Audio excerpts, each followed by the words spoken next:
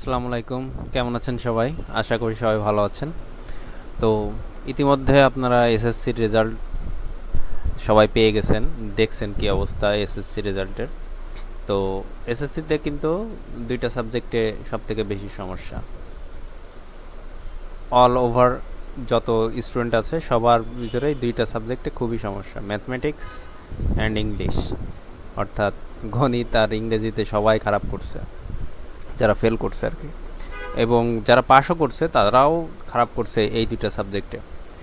এর প্রধান কারণ হচ্ছে যে বেসিকটা আসলে ভালো করে না জানা, এবং এই বেসিকের কারণেই কিন্তু অনেক স্টুডেন্ট খারাপ করতেছে পরীক্ষায়, এবং তারা হচ্ছে কোনো রকমে পাশ করার চিন্তা ভাবনা করে, হ্যাঁ, কিন্তু পাশ করার চিন্তা ভাবনা করতে যেয়ে বেসিকটা সেইভাবে ভালোভাবে জানে না। তো যাই হোক, চেষ্টা করব ভিডিওগুলোতে বেসিক বিষয়বলিগুলো ক্লিয়ার করার জন্য। তো সেই সুবাদে আজকে আমরা একদম গণিতের প্রথম অধ্যায়, অর্থাৎ বাস্তব সংখ্যা, রিয়েল নাম্বারস, এইটা নিয়ে আজকে আলোচনা করব। এখান থেকে এমসিকিউ অনেক বেশি আসে। অনেক বেশি বলতে কি, মাঝে মধ্যে প্রশ্নের যে এখন যে প্যাটার্ন, তাতে এইখান থেকে এমসিকিউ টাইপের প্রশ্ন দিতে পারে। তো সেটা আমরা আজকে দেখব। তো চলেন শুরু করা যাক। এখানে দেখতে পাচ্ছেন প্রথম যে কোশ্চেনটা দেওয়া আছে, কোনটি স্বাভাবিক সংখ্যা? আচ্ছা, আপনি যদি প্রথম অধ্যায় একদম পড়েন, শুরু থেকে পড়েন, তাহলে দেখবেন যে ওইখানে সংখ্যা পদ্ধতির কিছু ক্যাটাগরি দেওয়া আছে, যে স্বাভাবিক সংখ্যা, তারপর হচ্ছে পূর্ণ সংখ্যা, মূলদ সংখ্যা, অমূলদ সংখ্যা, অনেকগুলো সংজ্ঞা দেওয়া আছে, ক্যাটাগরি দেওয়া আছে। তো আপনাকে এটা অবশ্যই জানতে হবে, স্বাভাবিক সংখ্যাকে আমরা এন দ্বারা প্রকাশ করি।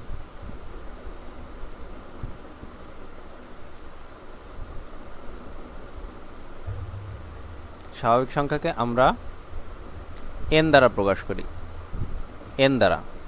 ঠিক আছে, এটা আপনার মনে রাখতে হবে, স্বাভাবিক সংখ্যাকে আমরা এন দ্বারা প্রকাশ করি। সো এখানে কোনটা স্বাভাবিক সংখ্যা? তো স্বাভাবিক সংখ্যা হচ্ছে জিরো ব্যতীত সকল ধনাত্মক যে সংখ্যাগুলো আছে, পজিটিভ সংখ্যা যেগুলো আছে, সেগুলো হচ্ছে স্বাভাবিক সংখ্যা। তাহলে এখানে বোঝা যাচ্ছে একটাই মাত্র পজিটিভ সংখ্যা আছে, অর্থাৎ 5।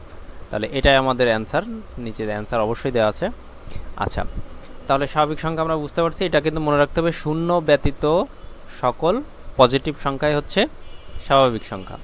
আচ্ছা, দেন সেকেন্ড কোশ্চেন, কোনটি বাস্তব নয়? আচ্ছা, কোনটি বাস্তব নয়? আচ্ছা, বাস্তব সংখ্যা আর অবাস্তব সংখ্যা।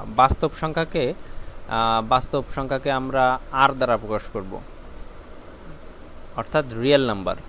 ঠিক আছে, বাস্তব সংখ্যাকে আমরা আর দ্বারা প্রকাশ করব, এটাকে বলবো রিয়েল নাম্বার। আচ্ছা, তাহলে সকল সংখ্যাই বাস্তব সংখ্যার অন্তর্ভুক্ত। সকল সংখ্যায়, মূলদ সংখ্যা, অমূলদ সংখ্যা, সকল সংখ্যায়, পূর্ণ সংখ্যা, স্বাভাবিক সংখ্যা, সকল সংখ্যায় বাস্তব সংখ্যার অন্তর্ভুক্ত। বাট কিছু সংখ্যা আছে যেগুলো বাস্তব নয়। যেমন আমরা কয়েকটা উদাহরণ দেখি। যেমন ধরেন, আপনি যদি শূন্য দিয়ে কোনো কিছুকে ভাগ দেন, যে 5 ভাগ হচ্ছে 0, এইটা বাস্তব সংখ্যা নয়। এটা বাস্তব সংখ্যা নয়, কারণ আপনি শূন্য দিয়ে নিচে কখনো কোনো কিছুকে ভাগ করতে পারবেন না। ঠিক আছে, তারপর হচ্ছে রুটের ভিতরে আপনি কখনো মাইনাস এরকমভাবে আসতে পারবে না।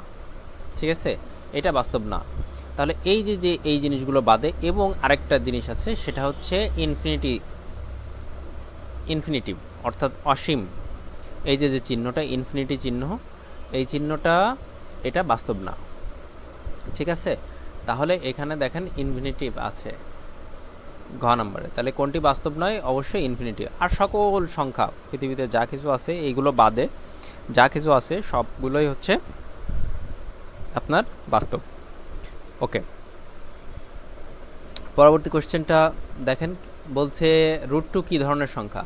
ওকে, √2 একটি অমূলদ সংখ্যা। √2 একটি অমূলদ সংখ্যা।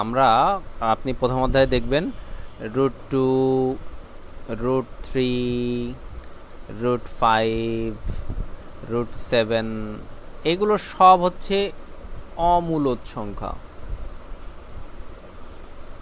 অমূলদ সংখ্যা। আচ্ছা, অমূলদ সংখ্যার সংজ্ঞাটা কি? অমূলদ সংখ্যার সংজ্ঞাটা হচ্ছে যে সকল সংখ্যাকে অ্যাকচুয়ালি পি বাই কিউ আকারে প্রকাশ করা যায় না, অর্থাৎ পি বাই কিউ আকার, পি বাই কিউ আকার এটা হচ্ছে মূলদ, অর্থাৎ আপনি ভগ্নাংশ আকারে, সহজ কথায় যদি আমি বলি যে আপনি যে সকল সংখ্যাকে, দশমিক সংখ্যাকে আপনি সহজেই ভগ্নাংশে রূপান্তর করতে পারতেছেন তাদেরকে বলবে হচ্ছে মূলদ। যেমন ধরেন 0.25, ওকে, এটাকে যদি আমি কি করি, এটাকে যদি আমি লিখি তাহলে পয়েন্টটা আমি উঠাই দিই, তাহলে 25 ভাগ হচ্ছে 100। ওকে, তাহলে দেখেন এটা কাটাকাটি করা যায়, 25 দিয়ে যদি 100কে ভাগ করি, 4 25 100, তাহলে 1/4। তাহলে এটাকে দেখেন আপনি কিসে রূপান্তর করতে পারতেছেন, আপনি এটাকে ভগ্নাংশে রূপান্তর করতে পারতেছেন। সো এইটাকে আমরা বলতে পারি এটা একটি মূলদ সংখ্যা। এটা একটা কি সংখ্যা?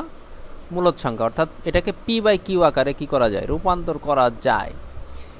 কিন্তু কিছু সংখ্যা আছে যে সকল সংখ্যাকে আপনি যদি √2 ক্যালকুলেটরে আপনি দেন তাহলে দেখবেন 1 পয়েন্ট সামথিং এরকম কিছু একটা আসবে। সো তখন ওই যে দশমিক সংখ্যাটা আসবে সেই সংখ্যাটাকে আপনি সহজে কি করতে পারবেন না, ভগ্নাংশে, সহজে মানে কি টোটালি আপনি ভগ্নাংশে রূপান্তর করতে পারবেন না, এরকম আকারে নিয়ে যেতে পারবেন না। এই কারণে এই সকল সংখ্যাগুলোকে বলা হয় অমূলদ সংখ্যা, অর্থাৎ এইগুলোকে পি বাই কিউ আকারে প্রকাশ করা যায় না। তো আশা করি এই জিনিসটা বুঝতে পারছেন। তাহলে এইখানে √2 তো অমূলদ সংখ্যা আমরা বুঝলাম, তাহলে এখানে তো কোথাও অমূলদ সংখ্যা লেখা নাই, কোনো অপশানে অমূলদ সংখ্যা লেখা নাই। তাহলে কি হবে, এর আগের প্রশ্নটা আমরা বলে আসছি যে সকল সংখ্যাই কি সংখ্যা, বাস্তব সংখ্যা, সেটা হোক মূলদ হোক অমূলদ, যে ধরনের সংখ্যাই হোক না কেন সেই সংখ্যাগুলোই বাস্তব সংখ্যা। সো এখানে যেহেতু অমূলদ নাই কিন্তু বাস্তব সংখ্যা আছে, তাহলে এটাই হবে আমাদের অ্যান্সার। আশা করি বুঝতে পারছি। আচ্ছা, এরপরে বলছে যে 1/√5 এর রেশনালাইজেশন অর্থাৎ হরমুক্ত রূপ কোনটি। তো এটা খুব ইজি, 1/√5। ওকে, দেখেন যারা বিভিন্ন ধরনের প্রতিযোগিতামূলক পরীক্ষা, যেমন ধরেন বিসিএস, ব্যাংক জব, এনটিআরসি শিক্ষক নিবন্ধন, প্রাইমারির পরীক্ষা দিবেন, ঠিক আছে, বিভিন্ন ধরনের চাকরির পরীক্ষা দিবেন, তাদের জন্য এই প্রশ্নগুলো কিন্তু মাঝে মধ্যে হুটহাট করে দিয়ে দেয়। তো অনেকে এই প্রশ্নগুলো স্কিপ করে যায়, কিন্তু এই প্রশ্নগুলো একটু আপনি ব্রেন খাটাইলে কিন্তু খুব সহজেই এটাকে কি করতে পারেন, আপনি এইগুলোর অ্যান্সার, সঠিক অ্যান্সারটা দিতে পারেন। তো দেখেন এটা খুব ইজি, বলছে হরমুক্ত রূপ, রেশনালাইজেশন ফর্ম, অর্থাৎ এটাকে আপনাকে কিছুটা মূলদে রূপান্তর করতে হবে। তাহলে সেটাকে করার সিস্টেম কি, আপনার নিচে কখনো অমূলদ রাখা যাবে না, নিচে কখনোই কি রাখা যাবে না, অমূলদ আকারে রাখা যাবে না। তো দেখেন এখানে √5 আছে, √5 একটি অমূলদ সংখ্যা, সো আমাকে এই ফরম্যাটে রাখা যাবে না, এই √5টাকে সরাইতে হবে। তাহলে আমি এখানে কোন ফর্মুলাটা ইউজ করতে পারি, দেখেন এখানে একটাই মাত্র ভগ্নাংশ আছে, এটা হচ্ছে 1/5, যেটা আসলে সম্ভব না 1/5, কারণ আমি রুটটাকে তো এমনি কি করতে পারবো না, সরাই দিতে পারবো না। সো আমাকে এইখানে আরেকটা দেখেন ফরম্যাট দেওয়া আছে, √5 ভাগ হচ্ছে 5। তাহলে দেখেন এই ফরম্যাটটা আমার কিন্তু ঠিক আছে, এটা কিন্তু ঠিক নাই। কেন ঠিক নাই, কারণ আমার নিচে কিন্তু আমি রুটকে এমনি কি করতে পারবো না, এমনি আমি এটাকে রূপান্তর করতে পারবো না, 5 বানাইতে পারবো না। সো আমাকে এই ফরম্যাটে যেতে হবে। আচ্ছা, এইটা থেকে দেখেন আবার এইটা কিন্তু ফেরত যাওয়া যায়, অর্থাৎ √5 ভাগ 5 থেকে কিন্তু আবার এইটায় রূপান্তর করা যায়। সেটা কিভাবে, উপরে একটা √5 আছে আর নিচে দেখেন 5 আছে, এর উপরে কোনো রুট নাই। সো এটাকে আমরা এইভাবে লিখতে পারি, √5 ইন্টু √5, ঠিক আছে। তাহলে উপরের একটা √5, নিচের একটা √5 কাটা, তাহলে আসতেছে আমাদের 1/√5। তাহলে দেখেন আমাদের প্রথম অংশটা চলে আসছে। সো এইভাবে করে কিন্তু আমরা এই প্রশ্নটার উত্তর দিতে পারি, ঠিক আছে। তাহলে আমাদের সঠিক উত্তর হচ্ছে √5 ভাগ হচ্ছে 5। আশা করি বুঝতে পারছেন। তো এরপরে যেটা আছে, নিচের কোনটি মূলদ। ওকে, তো এটা জানার জন্য এটাও খুব ইজি একটা বিষয়। সেটা হচ্ছে দেখেন প্রথমে যেটা আছে 0.0 1 0 1 0 0 1 0 0 0 এরা কি কোনো সংখ্যা কি রিপিট হয়েছে? কোনো সংখ্যা কি রিপিট হয়েছে? না, কোনো সংখ্যা রিপিট হয় নাই। একটু আগে আমরা বলে আসছি যে √3 একটি কি সংখ্যা? অমূলদ সংখ্যা। অর্থাৎ অমূলদ সংখ্যাকে আমাকে কি করা যায় না, মূলদ অর্থাৎ p/q আকারে রূপান্তর করা যায় না। ঠিক তেমনি এই যে সংখ্যাটা আছে, প্রথম যে সংখ্যাটা আছে এই সংখ্যাটা, এটাকেও দেখেন আপনি p/q আকারে রূপান্তর করতে পারবেন না, কারণ এইখানে কত সংখ্যা আছে আপনি জানেন না, আর এরা কোনো সিকোয়েন্সও মেনটেন করে নাই। যেমন 10 যদি বারবার আসতো, বা 100 যদি বারবার আসতো, 1000 যদি বারবার আসতো, তাহলে তারা একটা ধারাবাহিকতা থাকতো, অর্থাৎ একই জিনিস বারবার আসতেছে। এরকম কিন্তু না, একবার আসতেছে 10, একবার আসতেছে 100, একবার আসতেছে 1000, তাহলে নিশ্চয়ই এর পরেরটা হবে 10,000, তারপরেরটা হবে 1 লাখ, এইভাবে চলতে থাকবে। তার মানে বাড়তেই আছে, এদের কোনো কিন্তু নির্দিষ্ট নিয়ম নাই। এই কারণে এইটাকে ভগ্নাংশে কি করা যায় না, রূপান্তর করা যায় না, অর্থাৎ p/q আকারে রূপান্তর করা যায় না। এটাকে যায় না, আর p/q আকারে রূপান্তর করা যায়। ওকে, √3 তো আগেই বলে আসছি এটি একটি অমূলদ সংখ্যা, এটাকেও p/q আকারে রূপান্তর করা যায় না। পাইকেও কি করা যায় না, রূপান্তর করা যায় না। আমরা জানি পাইয়ের মান হচ্ছে 3.1416, অ্যাকচুয়ালি পাইয়ের মান 3.1416 না, পাইয়ের মান 3.1416 এরকম করে করে অসংখ্য সংখ্যা। এখনও পর্যন্ত পাইয়ের শেষ সংখ্যা নির্ণয় করা সম্ভব হয়নি, যে এটা যে আসলে কোথায় যে থামছে এটা আমরা জানি না। তাহলে পাইও কিন্তু একটা কি সংখ্যা, দশমিক সংখ্যা, এবং এটাকেও p/q আকারে রূপান্তর করা যায় না। সো এটাও একটি কি সংখ্যা, পাই হচ্ছে একটি অমূলদ সংখ্যা।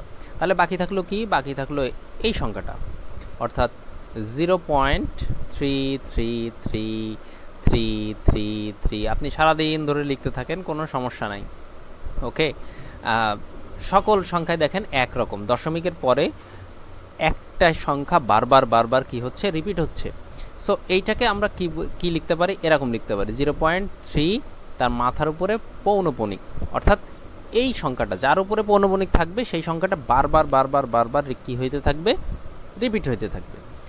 সো এরকম যদি একই সংখ্যা বারবার রিপিট হইতে থাকে এবং দশমিকের পরে সেটা, তাহলে সেই সংখ্যাটি একটি মূলদ সংখ্যা, অর্থাৎ সেই সংখ্যাটাকে আমরা কি করতে পারি, ভগ্নাংশে রূপান্তর করতে পারি, সাধারণ ভগ্নাংশে। কারণ দশমিকের পরে আমার একই জিনিস আসতেছে, তাহলে একই জিনিস আসলে সেটাকে বারবার লেখার কোনো প্রয়োজন হয় না, আমরা একটা লিখে তার উপরে পৌনঃপুনিক দিতেই পারি।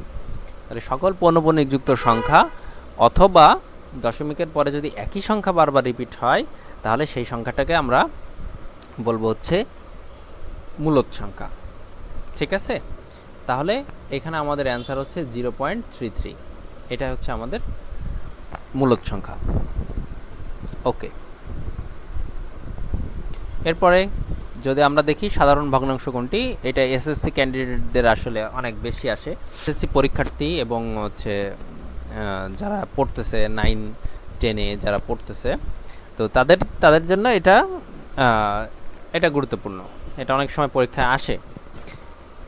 তো দেখেন এখানে কি করা যায়, এখানে আসছে হচ্ছে 0.53, 5-এর উপরে পৌনঃপুনিক অ্যান্ড 3-এর উপরে পৌনঃপুনিক। ওকে, তাহলে এটাকে সাধারণ ভগ্নাংশে রূপান্তর করার নিয়মটা শিখাই দিই, খুব ইজি। প্রথমে সকল সংখ্যাগুলো আপনি বসিয়ে দেবেন। ওকে, দিলাম মাইনাস যার উপরে পৌনঃপুনিক নাই, তাহলে দেখেন কার উপরে পৌনঃপুনিক নাই, 0-র উপরে পৌনঃপুনিক নাই, তাহলে 0 এখানে বসবে। ওকে, আচ্ছা, এরপরে নিচের পার্ট, উপরের পার্ট কিন্তু হয়ে গেছে। আচ্ছা, এবার নিচে হচ্ছে এই যে দশমিক আছে, দশমিকের জন্য একটা 1 আসবে। ওকে, একটা 1 নিয়ে আসলাম, এবং দশমিকের পরে যে কয়টা সংখ্যা থাকবে, দেখেন 2টা সংখ্যা আছে, তাহলে সে কয়টা শূন্য বসবে, 0 0, 2টা সংখ্যা আছে, 2টা শূন্য, মাইনাস আবার দশমিকের জন্য একটা 1, দশমিকের